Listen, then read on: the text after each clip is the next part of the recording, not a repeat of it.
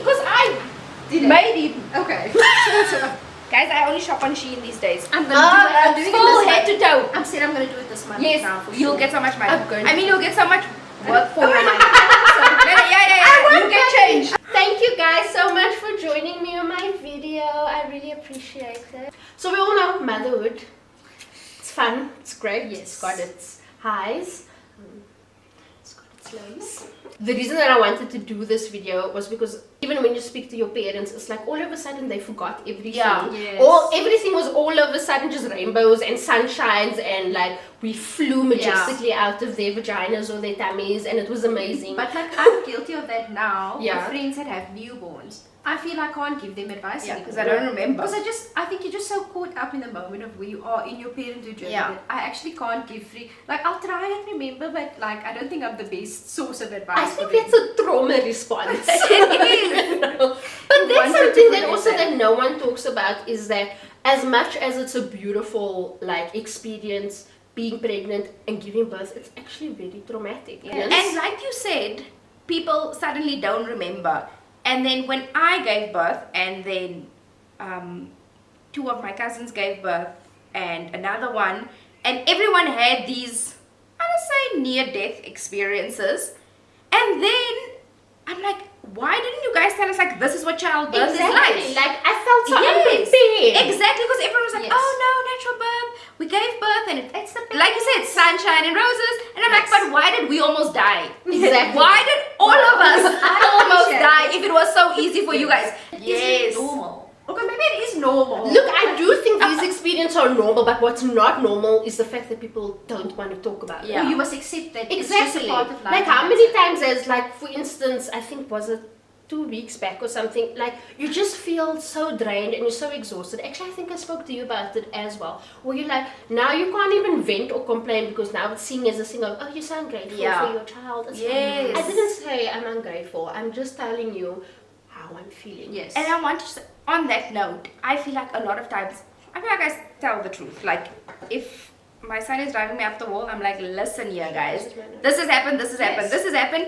And then I literally feel like people think that I don't like motherhood, that I'm complaining about motherhood all the time. But I feel like I'm just trying to tell the truth. I enjoy it. I love spending time with him. I love doing everything and Yes. all the little things in between that he does, and that you're like, oh, it's so cute.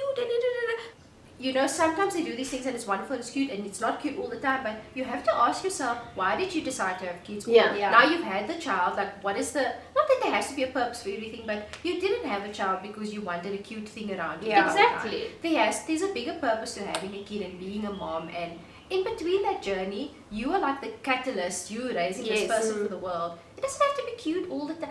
They're not cute. Like I would say like 80% of the time they're not cute. Yes. It's work. And you have to look at the end, like Yeah. you're trying to raise a well-rounded human being. And Yes. it takes from you as a person. This is also not to scare anyone that's now having a child or has a child. It's just that I would have appreciated if someone had spoken to me about these things, because when I was starting to feel like a certain way about Jai or something, then I'm like, oh flip, am I a horrible mother? Am I a horrible human being because I'm getting impatient? If the information was freely available, that I wouldn't have felt as terrible and horrible and like a disgusting human being. I don't think that the older generation knew what to call it or Yeah. knew what it was. Yes. We have the Yeah. we have the words now and the I don't know. Meaning behind Yes, it, yes, and we can express this is what it is. Oh, these symptoms look like this disease. Yeah. Whereas they were just I don't know if they didn't know what it was They or like they to didn't. spray about Yes. it. I love self-diagnosing. I don't know if other people do. They didn't self-diagnose. We are freely, like, information is freely Yes. available to us. We have Google, we have all these things, and it makes it easier. But like, I also feel like back in those days, which is something that hasn't necessarily like filtered out completely, and you'll know by some comments that you hear, especially from like the older generation, where they just had to accept it because you Yes. chose to be Yeah. a mother, Yes. and this is what Yeah. you need Yes. to do. Almost. Yeah, exactly. Je wil Exactly. mos. Dit was mos lekker. Exactly. So like, it's you just have to deal with it. Working moms is not such a thing that is shunned on Yes. anymore, and majority of mothers now are working moms. I think the reason, like for me specifically, like I'm going to talk from my experiences, there's been so many times where I have struggled so much because I was pouring out of an empty cup, and I'm not giving Jai what he needs, and all he's getting from me now is impatience and like frustration, and I'm not nurturing him. I'm just doing the bare minimum because that is what is required of me. Exactly, to keep this child alive. With Daniel being around, and God bless his heart, that is when he comes in and he's like, go. Yeah. Yes. Leave the house. Go do what you need to do, and come back when you're ready. Exactly. Obviously, I did come back every night. I mean, like, come. I think there was a time where I was struggling so much. It was like a thing every Tuesday. Daniel would send me, like, I remember, to Lauren's house. He would send me there, and Go he's fill like, up go. your cup and Just come I don't back. care. And I wasn't doing anything specific by Lauren. Instead of sitting on a couch, but there was no Expectation. around. There was Also. there wasn't any expectation, and I think the pressure Yeah. was of just trying to be this perfect mom and trying to do what they do in the movies and trying to do what is depicted on social media, like, oh, you're my baby, you're my angel, And the and baby's it so is. clean. Exactly. And the moms are so clean. And the house is so clean. If I can like sum up my motherhood experience, or not a whole experience, let me not say that, but something that I've noticed is that when you have a child, there's not an extra part of you that's waiting for this child to fill up. Yeah. You just have to take what your current resources are and then split it up. Yes. And something has to go. Something has to give. Something has to give. And the only thing that can give is you. Yeah. Because you can't take from you don't want to take from your partner. You don't want to take from your job because you're expected to perform. You don't want to take from obviously from the child, housework, laundry, all those things.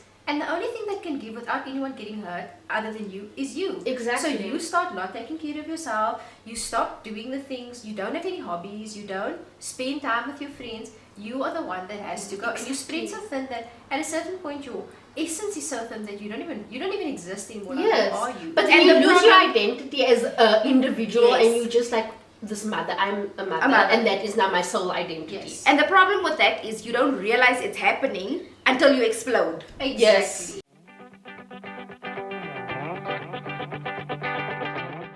What is your opinion on gentle parenting? Do you think you've applied it? How do you apply it? Or do you guys think it's just like a bunch of rubbish? Don't you want to explain what gentle parenting is? Because when you asked me that, I was like, what is that?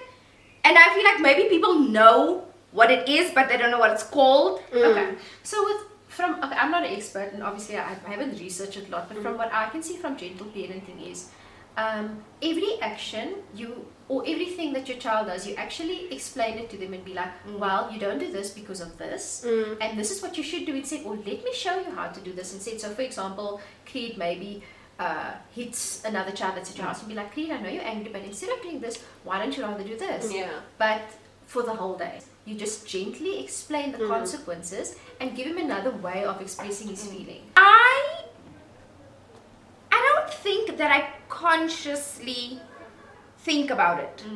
I don't consciously think, I have to apply gentle parenting or whatever. But I think I do it, and like you say, maybe we get it right 30% of the time. But it's also not in everything. Like, example, this morning, we have a glass table. So he was sitting at the glass table eating with a fork. And he was tapping the fork on the table. And then he started, and then we have like another glass pot at the bottom. So it's glass and then glass, so like two layers. And his feet were on the bottom layer of the glass. And then he started like tapping with his feet. So it was like the fork and the thing. And I said, stop it. And then he looked at me like, no. It's a suggestion. And then, and then carried on. And I was like, great, stop it. And he just looked at me and he went again. And I was like, I said. And then Richard was like, gentle parenting. And he explained those. It's a glass table. And if you do that. So in those things, I'm like, no. But in other aspects where I feel like it's a learning moment, maybe that was a learning moment. I just wasn't into it. So in other aspects where it's like a learning moment, then I think I put gentle practices, gentle parenting, into practice. I think on the normal day-to-day with everything flying by and you have to do this, you have to do this, you have to do this. I don't always have time to sit down, explain the whole process. Yes. Because anyway, when I'm done explaining, he's going to look at me and be like, I'm going on. I'm doing it. And I'm doing it anyway. Exactly. I only realized, I didn't know gentle parenting was a thing also. Yeah. And until I realized that there is aspects that I actually can't do that is considered gentle parenting. Now for me, for example, I am the most impatient person in the world unless it comes to Jaidi. Daniel's the opposite. He is the most patient person in the Everything world. else. Except with Jaidi. So it's like the roles switched there Yeah. when it came to him.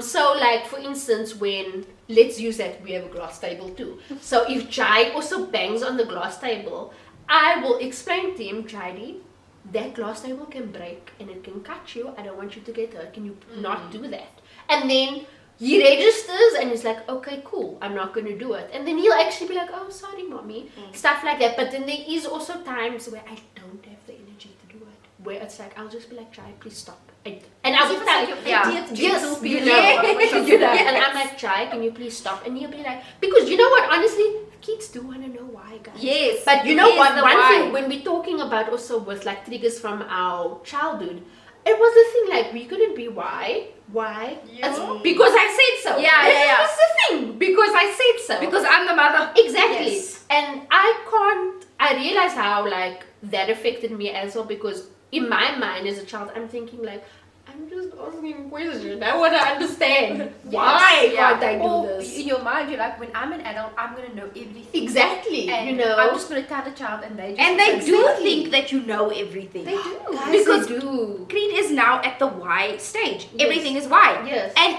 after we've driven home from school in the afternoon, and I've had 100 whys in the car. Yes. And the last why when we hit the gate at home, and I answer, I don't know. Exactly. He says, but you do know. I don't want Demi to think that it's not okay not to know. Yes. So sometimes she'll ask me something and I'll be like, Demi, I don't know. Yeah. And then she'll be like, oh, who's that person? I'm like, I don't know. It's a stranger. We've never met them. And she's confused. She's like, but you always, because usually You- I make up you a story. know, I'm like, yes. Oh, it's John. Yeah, you know. That's what I She's say. like, oh, what do you mean? And I'm like, it's a stranger. We must meet them. On that, they know who to go to. This bothers me so much. So Demi can be a perfect angel the whole day with the dad. As soon as I get home, like yesterday, I don't know where I was, and I got home, and suddenly she's like, whiny, moaning, throwing tantrums. I'm like, was she like this all day? He's like, no, she was fine. So I'm like, what did I do? Yes. That she feels like when I get home, suddenly it's all engines go. What do you do in those moments? Do you just like go down to the and be like, okay, let it out. Let it out. I've really started doing that now, because then Green and Rich will be playing in the room for like, let's not say hours, unrealistic. Yeah. For like half an hour, they'll be playing and laughing, and I hear jumping and all these things. And then he comes into me to ask me something random, like, can I please have a glass of water? And then I'll be like, just give me a second, I'm gonna give you water. Yes. Now, breakdown. But you were fine now, what happened? Exactly. So then I've literally learned, I go down to his level, I look at him and I'm like, do you think you need a hug? He's like, yes, I need a hug. Aww. Then I give him a hug and then I'm like, okay, can you wait for your water now? Yes. Yes. Then he relaxes and he waits for his water. For me personally, I've had to check myself so many times before I discipline Jai. Am I disciplining him now out of my anger? Yeah. Or because this is something that needs to change?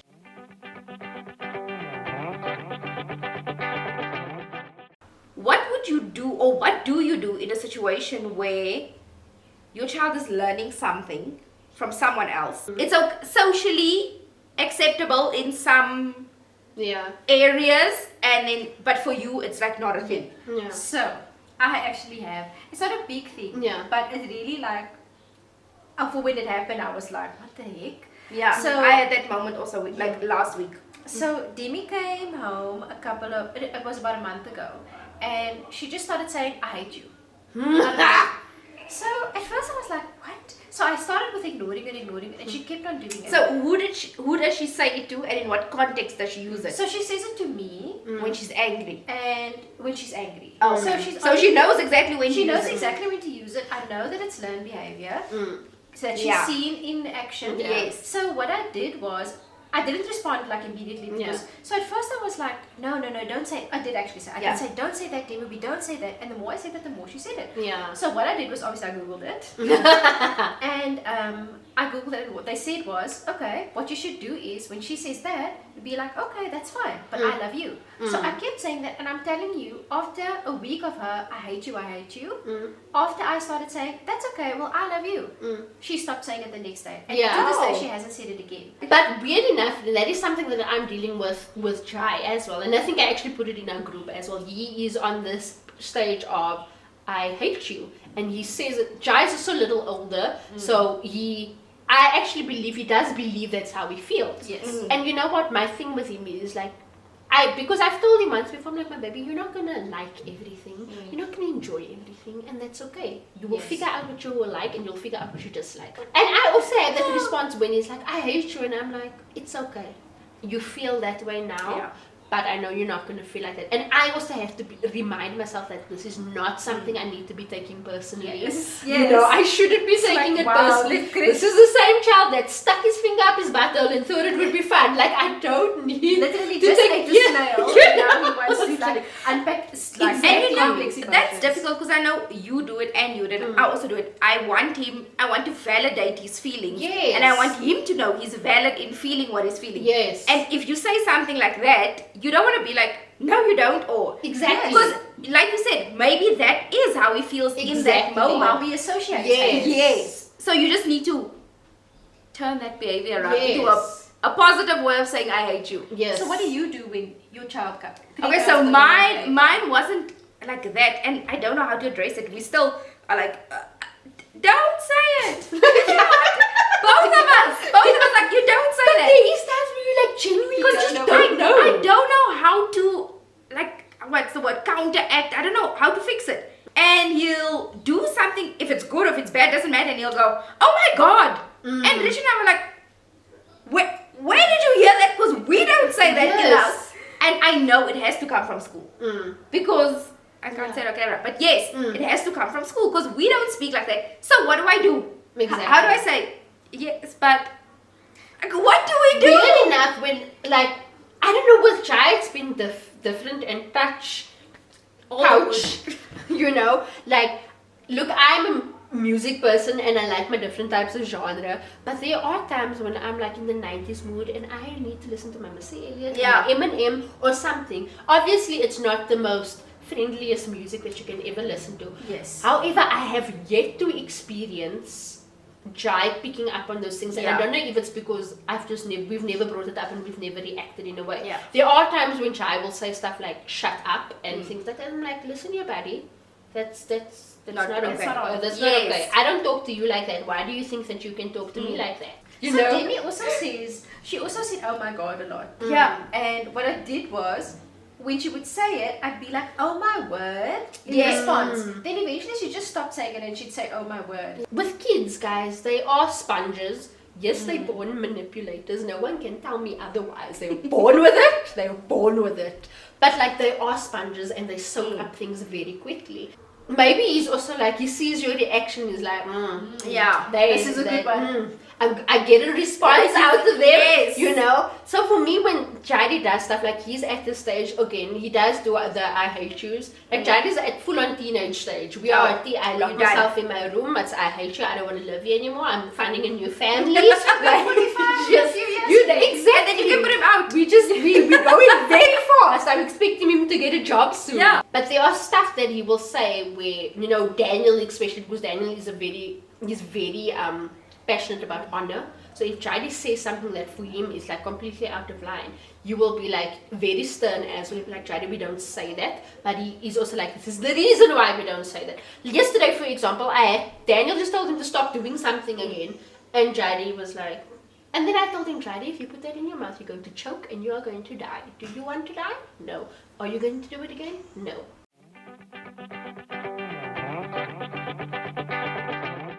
What was your most unexpected experience around motherhood? Whether it's something that is positive or not positive. Just on that, and I wanted to mention it earlier, you were the first one in our friendship group to have a baby. Yeah. So you never had the support that That we now have, yeah. Like, I've got a couple of friends that have babies, Yeah. and like, other than you two, I can say there's like 1, 2 other people that I really rely on. But if Yeah. I didn't have that group during that time, like I thought about it and I was like, I wonder how you coped with it. The things that were the most unexpected for me were the physical changes to my body after birth.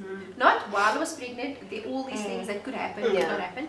But after birth, there were a lot of things. And then secondly, and like you touched on it, but how it changed me as a person for life. Like I never will be the same person again. Like mentally, I think my brain has made new connections. Like I have also discovered myself as a mother, and I'm a completely different person. So I think those were and like obviously it's hard and whatever, and the hardness of it. But like it has that, for me, those were the 2 most unexpected things that I didn't see coming. For me, it was, I didn't expect, I feel like I'm a very strong person and I'm very strong in what I do, what I believe in, how I do things. And I didn't think that I would lose myself as much as I did. Or I didn't expect myself to lose myself. You know what I mean? Yeah. And it may look like I'm put together and I haven't lost, but I feel like mentally and emotionally I'm not the same as I was. I feel like a little bit more fragile than I used to be. I never thought that I could love someone as much as I do. I don't know if you guys also feel this way, but I've got a daughter at home and I caught myself the other day saying, I'm not happy with my body, and I was like, I felt so bad. I was like, I love my body. And because body positivity and hair positivity is something that I want to explore. And it's very difficult because we are in our early 30s now, we're going through all the stuff, our bodies are changing. It's like puberty for adults. And now I'm trying to not like put this thing on, because I've also had it my whole life, like this body dysmorphia, and I was like, my child is not going to grow up like that. So I try to catch myself in those moments, and I'll be like, because she will come to me and be like, you're so beautiful, and I'll feel so terrible, and I'll be like, thank you, you're also beautiful. And you know, we'll look at other people like, look how beautiful they are. And like, yes, you're so tired, eh? But now you must now do guys, this. and I don't know if it's with like you guys also, if this was a thing, but when I would see pictures maybe of mothers and like they snap back, and it's like, I am not hating, I'm not hating on them because they had a snapback, but then it makes me feel, and it's not a thing on everyone else, and that's something that I've also had to teach myself. Like, if I feel bad about something I see, especially on social media, it's not social media's fault. It's not necessarily my fault as well, but it's showing me that there's something that I need to work on within myself, because obviously and clearly there's something that I'm not happy with, and I'm falling into comparison. I said now it's you. I don't mean like it's you. Yes, no, it's exactly. Something from you. Something from you, but that is something that I completely agree with. So like when I see these pictures, I'm like, oh, what a snapback. Like, the thoughts come is like, why did that happen with me? What did I do wrong that I didn't snap back? Should I have had the waist trainer? Should I have done something wrong? Why did my boobs deflate into like fraught balloons? Like, you know, like these things, it's like you start and then the self-doubt comes, and when that's already in your mind, on top of the fact that now you have to mother with that feelings, it's like, it's almost like it becomes way too much.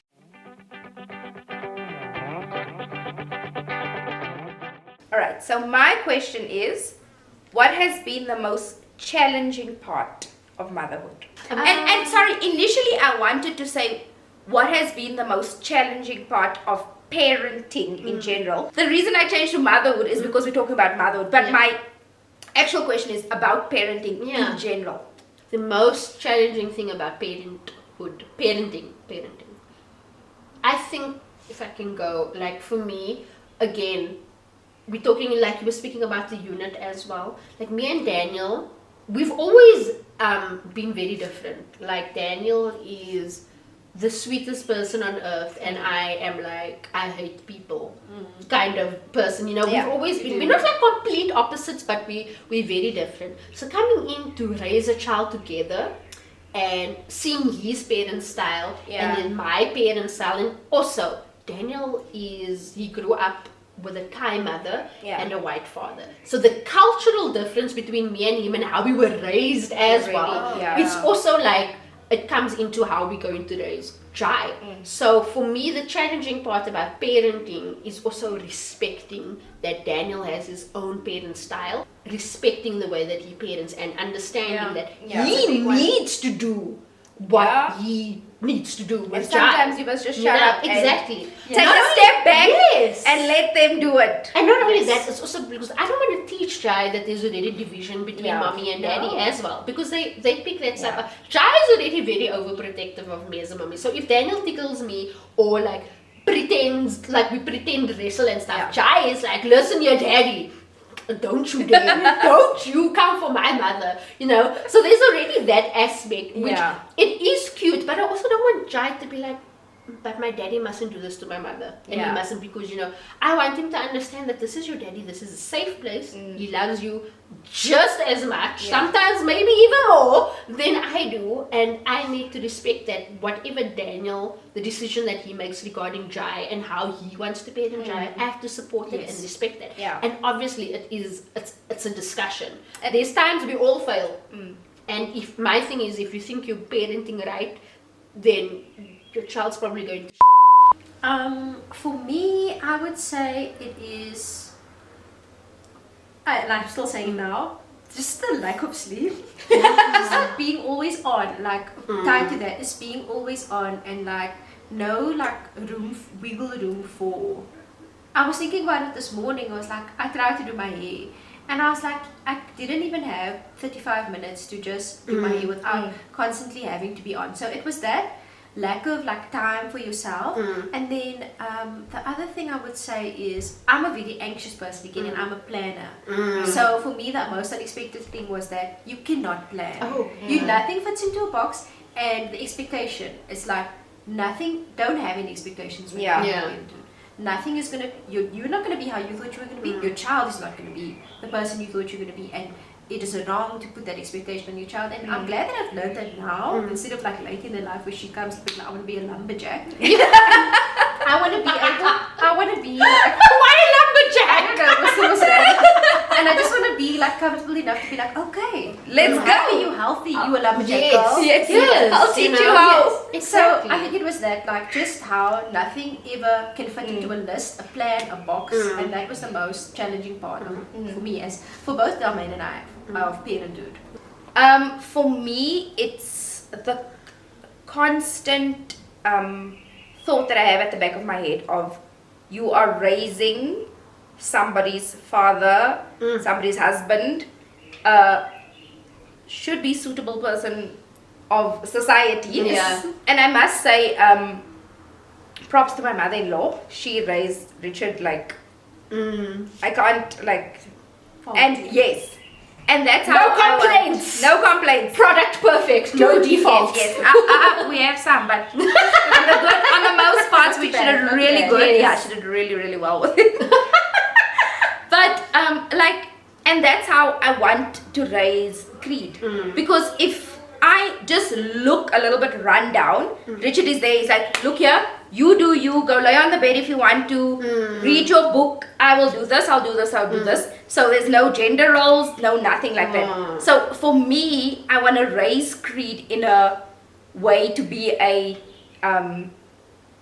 not normal human being, but you know what I mean, like a yes, a normal, like someone who takes other people's feelings into consideration, and someone who, if he sees you are not okay, he can step up and he can do those things.